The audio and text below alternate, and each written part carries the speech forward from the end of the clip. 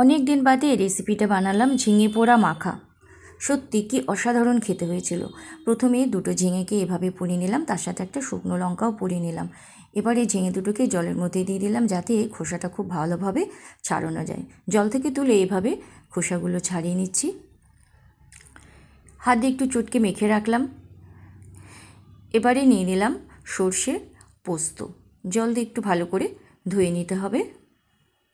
মিক্সির জারে দিয়ে দিলাম দুটো কাঁচা লঙ্কা, একটু জল আর নারকেল কোড়া। সব কিছু দিয়ে খুব ভালো করে একটা স্মুথ পেস্ট বানিয়ে নিলাম। এবারে ঝিঙের মধ্যে দিয়ে দিলাম সর্ষে পোস্ত আর নারকেল কাঁচা লঙ্কা বাটা, তারপরে দিলাম লবণ আর কাঁচা সর্ষের তেল আর শুকনো লঙ্কা পোড়া। সব কিছু দিয়ে খুব ভালো করে মেখে নিলাম। কি দারুণ খেতে হয়েছিল। গরম ভাতের সাথে আর কিচ্ছু লাগবে না, শুধু লাগবে এই ঝিঙে পোড়া মাখা। ভালো লাগলে আপনারা একবার বানিয়ে দেখতে পারেন।